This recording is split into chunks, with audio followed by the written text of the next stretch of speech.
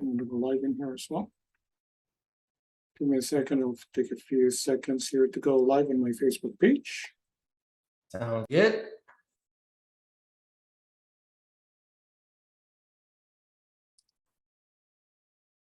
There's a prompt in there that you may want to acknowledge the prompt. I did see that. Okay, what's up, everyone? My name is Bobby Taruk with Keller Williams Premier Properties with Team Taruk. Husband and wife team here out in the DuPage County, our small town of Warrenville. Again, with us today is Bill Penley with Caliber Home Loans. Bill. Hey there, how are you? I'm doing well, thank you. Cool. I like your background. Let's hide the very messy bookcases and home office. So, hey, Bill, thank you for joining. I appreciate you always joining here. And I'm not sure, I haven't checked the news yet, but have you heard the news what the Fed is doing in terms of the Fed fund rate?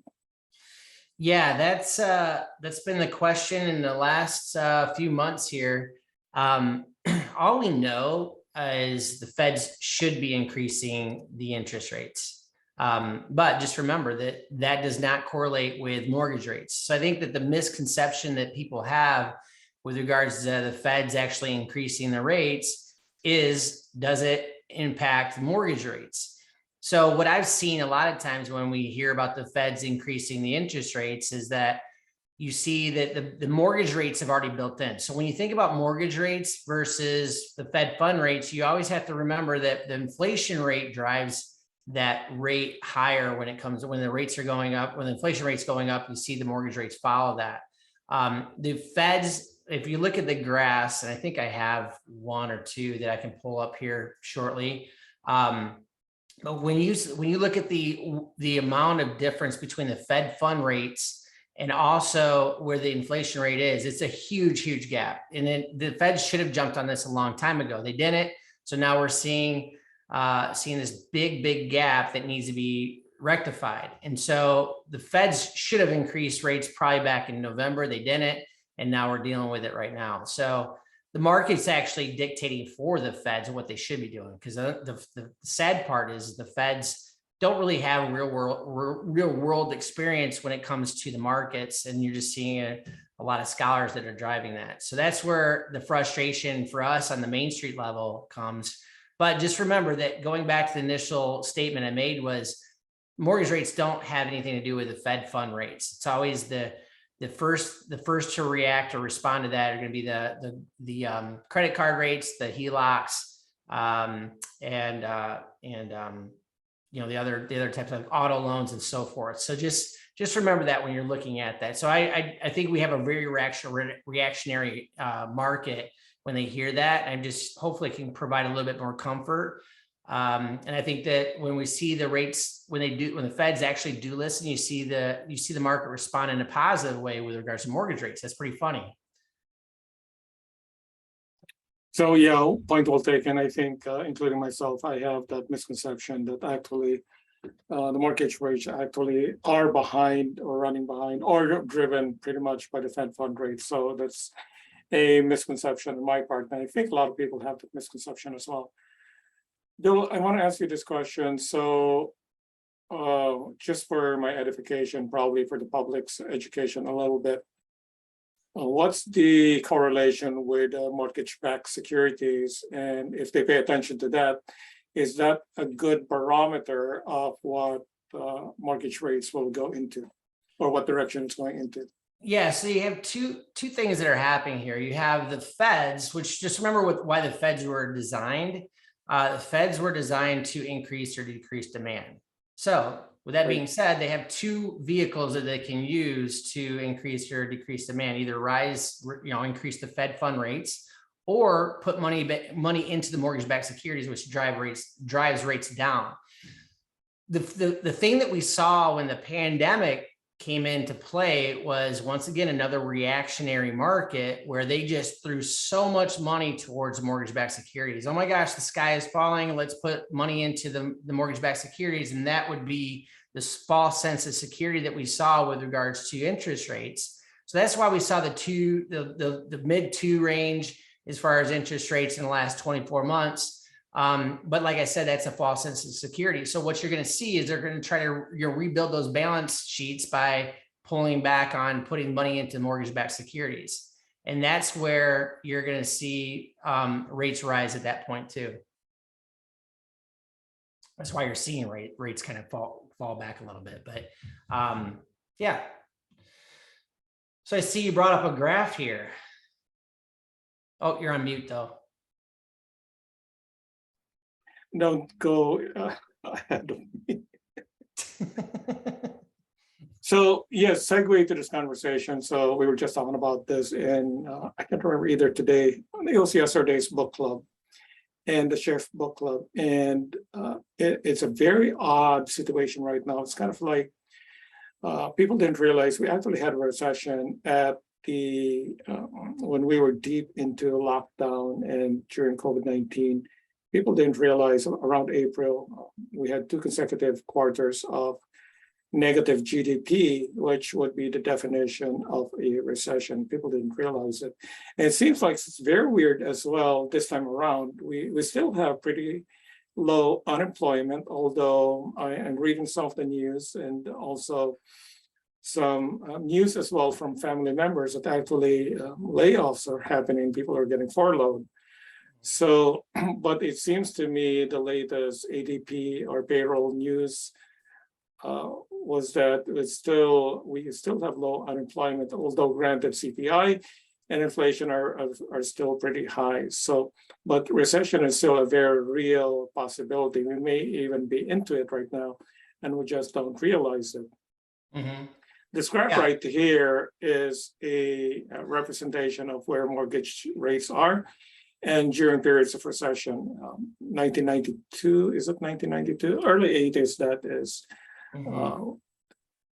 Believe that was also part of, was it Carter years, and then, I'm sorry, early 80s, that is. And then during the Gulf War, we had early 90s with a recession as well, but more pronounced was in 2008. And you can see in there that mortgage rates actually go down towards the tail end of the recession. So is that the prognostication that what you'll see is that when we go into a recession, that the rates will actually go down? Yeah. And while you were talking, I was pulling up these graphs to kind of help you see that. I'm just trying to see if I can find the right one. But yeah, to answer your question, what I've been telling people, and I'm not a guru by any means, but I listen to gurus like Barry Beebs, Brian Buffini's, people that are betting on the fact that, yes, we are 99.9% sure that you're going to see a recession follow us. If you look at the graphs and how, actually here it is. Yeah, let me, if you don't mind, yeah, maybe. Yeah, go ahead and share screen. Was this a slide that you were looking for? Yeah. This particular, okay, go ahead. Yeah, no, it's okay. That might be it, but just to kind of give you an idea, this kind of shows you the history, like you were talking about, where they were trying to catch the inflation, and when they do, you see a dip.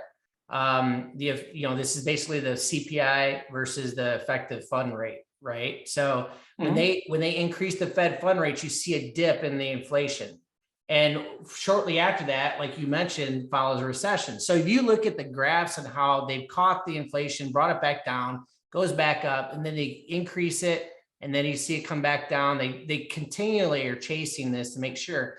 But the issue is right here. Look at the issue. This is the difference between where we are now versus the rest of history. We're a huge gap with regards to, this is January. So they should have been chasing this a little sooner, right around here back in November. They should have went after it here so it didn't get out of control. Now inflation's out of control, and we have a huge gap, probably the biggest in history that we've ever seen. In this particular graph anyways, that we need to control that inflation. So once that happens, if you follow the history with these graphs, you'll notice that there is there is a correlation to a recession following that. And I think you'll see a recession follow this as well too. And that's when that happens, remember, when the inflation rates go up. So if the inflation rate comes back down, we see a recession, the rates will come back down. And based on the people that are talking, like the Brian Buffini's and the Barry Habibs that we listen to, they're thinking it's probably going to be the latter part of this year that we'll see a dip in interest rates. Maybe 4 to 6 months, we'll see a lower interest rate. Not what we had before. That's what you have to remind yourself of. We're not going to probably see the 2s or the 3s because that was given to us by the mortgage-backed securities and how much money they were putting into the mortgage-backed securities. So you kind of have this balancing act with regards to mortgage-backed securities and also the inflation and the Fed fund rates. Yep, absolutely. So this is a slide. I love this slide that I'd gotten actually from MBS, and I've never realized this. And even granted, in the past, I paid attention to financial news. I'm kind of a news geek, but even before we got to the business, and I love this slide because I've never realized that housing actually continues to be strong during recession. This graph right here, let me see if you can see my pointer. There's another pointer that's in the screen grab. Recession of early 90s, recession early 80s, the early 60s as well, in the 70s, which was a fuel crisis. But in 2008, that was kind of an aberration, actually. You'll see in here that the index for the Case-Shiller actually dipped during the recession of 08. Now, the housing market actually crashed the economy. I can't remember, you were already in the business, correct? 2008?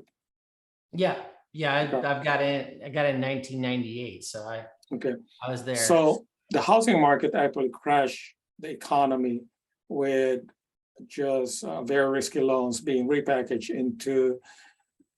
They were repackaged into MBS, and people were buying these high risk securities, and no doc loans, no income verification, very loose lending policies, and that really crashed our economy. So I feel that I share this, and even Dave Ramsey actually says this in a recent program from last week, that actually the housing market crashed the economy, and that caused a recession. So that was kind of an aberration.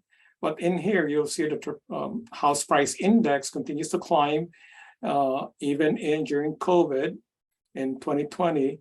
And then the prognostication is that it will continue to climb irrespective of us being in a very high risk and probability of going into recession we may already be in recession, Q3 or Q4, or even early Q1 2023. So we go through all this data, Bill, to actually drive home the point around, see what I did there? I like that. Point. Oh, yeah, nice. To drive home the point that it's still a great time to buy, primarily because the buyers can always refi. Now, what's happening is that, and I see this as well, is that there's a lot of buyers now pulling back from the market. Their affordability levels, and you see this firsthand, their affordability levels are going down. A lot less buyer pools in the market. Inventory is rising.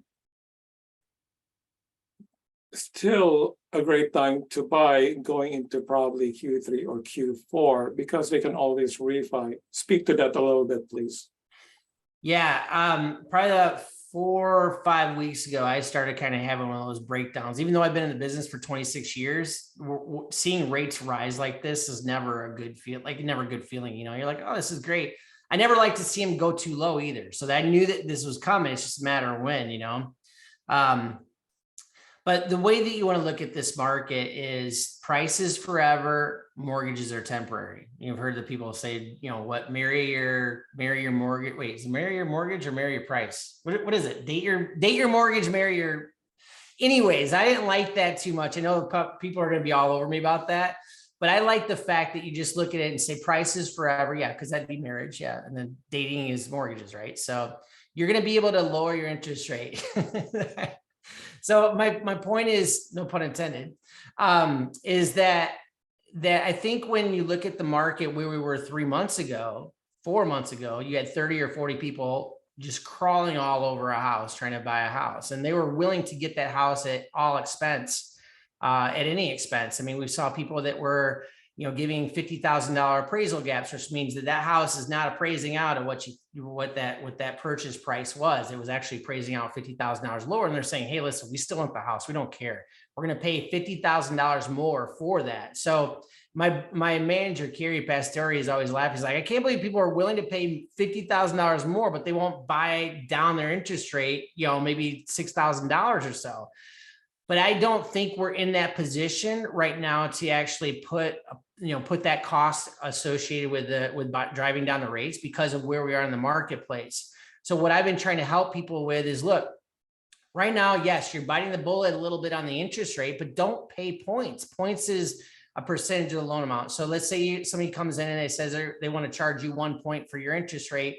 That's 1% of your loan. So 1% of your loan. So if you're at 400,000, that's $4,000 you're taking just to buy down that interest rate.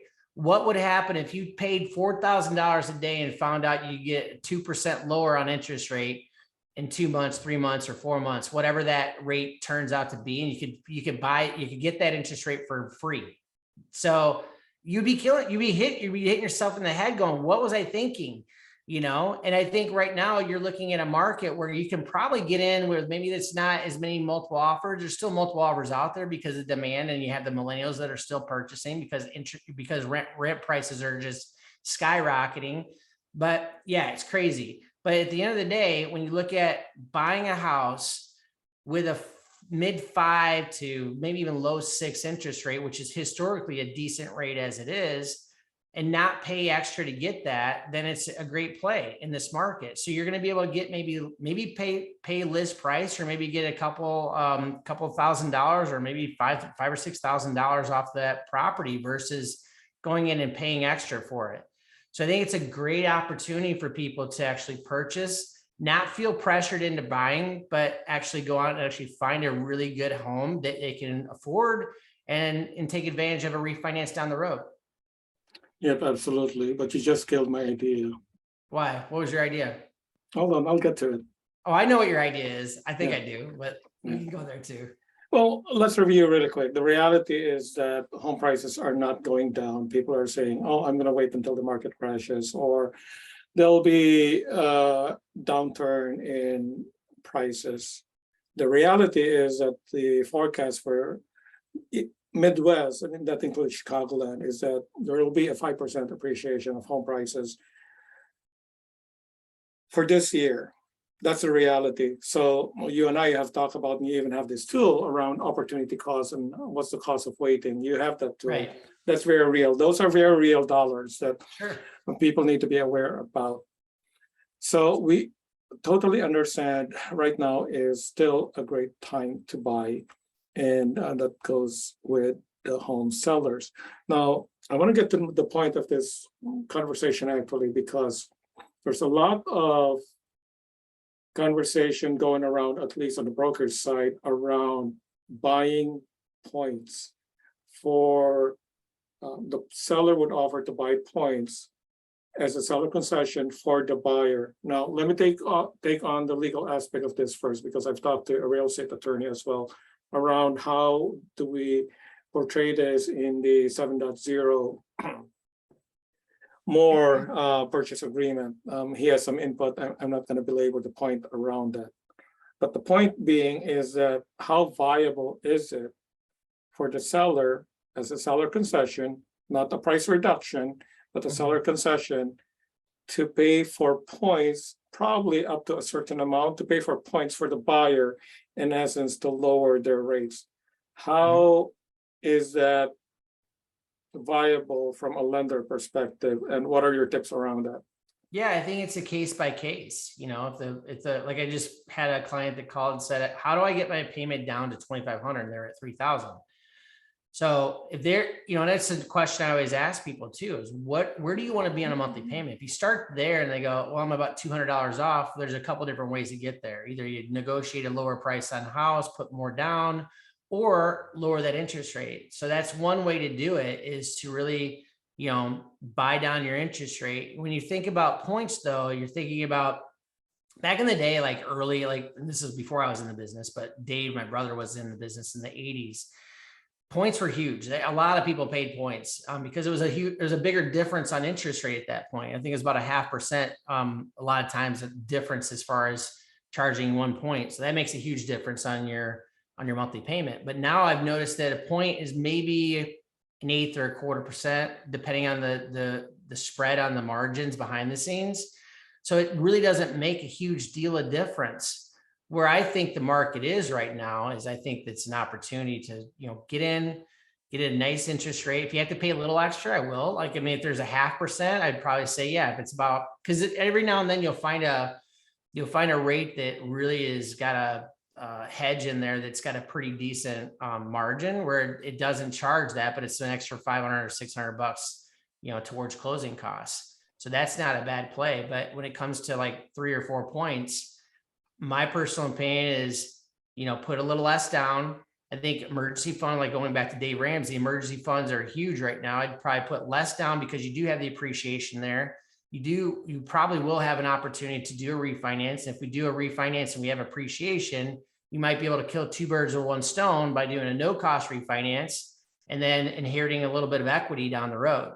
And then you might be able to get in a different mortgage, mortgage insurance rate. So there's just a lot of ways you look at it that way. But yes, sellers can pay closing costs. When you're looking at doing that, the percentage of seller contribution is kind of, I think it's twofold there. Well, actually 3 areas. So you have FHA, which is up to 6%. Okay. Yep, 6%. Mhm. And less than 10% down, you'll have 3% on a conventional. So not a huge amount. But when you put 10% down on a conventional loan, you could get up to 6% seller contribution. So if you had 3 or 4 points, my personal opinion in this market is I'd probably say, look, they're willing to give me 3 points on that seller concession. I'd rather take try to work that in a negotiation. But everybody's different when it comes to case by case. So if somebody's got to get qualified, then that's the only way that's going to qualify them. Then yeah, let's do it.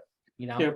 The other piece of this bill, and this is the way I explained it to Joan, because it may be just only $20 a month in terms of a payment delta, but the reality is that if you look at the life of the amortized loan, it could be, let's say, $10,000 saved on interest costs. So maybe it's just $5,000 worth of seller concession, but in the same token, if you look at the life of the loan, from an amortized loan perspective, it could be 10 or 15 grand save in interest savings. So it'd be nice, and this, if you don't have this tool yet, it'd be nice to see a table from the lender. If the seller buys down how many ever points, however, just the lender allows it, would be give us some data as well on the life of the loan, savings and interest. And I think that's a very compelling argument. If we were on the list side and we coach the seller, hey, the way to up your game in this kind of a market where it's swinging a little bit towards a more balanced market, let's provide a table of savings and net savings to the buyer if we proposition this kind of incentive to the buyer. Yeah, no, I'm not telling you what to do, but I'm just saying, I think it makes a compelling argument. Hey, these are real dollars. It may be only $20 a month in terms of payment, in terms of savings. It could be even $100 a month in savings, but in the life of the loan, it could be 10 or 15 grand or whatever that number is. And the buyer will be like, oh my goodness, let's make an offer in this house. The seller's making this concession. Yeah, no, I think you might see a little bit more of that with this shift to the market. And I think we're on the front end of that shift. I'm starting to see like deals that like this guy that just called me. He goes, oh, I was interested in the property. The property has been sitting for 45 days, and the sellers came back and said, what will it take to get this deal done? That's one of the first I've heard of a seller coming back to a buyer and saying something like that. But I'm also seeing more of that happening right now. Like it's not It's not like you're, having houses sell in 2-3 days like they were. We're seeing, and here's the other thing too. I'm working less on Sunday nights now because you're not waiting for multiple offers to come in, and sellers are sitting and waiting for the highest and best on Sunday. So that makes me feel good. So deals are happening much sooner than what they were 3 or 4 months ago, because like I said, the demand was there. But I think that's, when you get into a market where there is a shift, like you said, a balance, there's a lot of creativity that goes along with that. And I think when you have those options out there and you think outside the box, that means you're a good agent. That means you're working on behalf of your client to get more demand in a market that's trying to reduce that demand. Yeah, absolutely. We're getting back to the fundamentals as our job function. We're doing more scripts, of course, and just getting the coaching from our coach around preparation as we meet with different clients. So I wanted to share with you this graphic because it really portrays a great story that there's a little bit of seasonality in here. No lie and no sugarcoating. The fact of the matter is that inventory is rising a little bit and will continue to rise as these interest rates are continue to rise. So I think that both buyers and sellers have to be coached properly by their agents, and they need to be coached properly in how, first and foremost, of course, to win the deal, but position themselves to go to the top of the pile. And in the same token, I think that lender partners to be in lockstep with the buyers as well, along with the agents, because even there's conversation and idea masterminding around actually provide the address to the lender partner, crunch all of the numbers, especially if there's an HOA involved, provide the address to the lender partner and crunch those numbers and make sure that we provide the best offer that we can, maybe a higher down payment, migrate from FHA to a conventional loan. So really working hand in hand with the lender partner in essence to really strengthen the offer to win the deal. And I think it takes a little bit more effort nowadays now that we're moving into a more balanced market.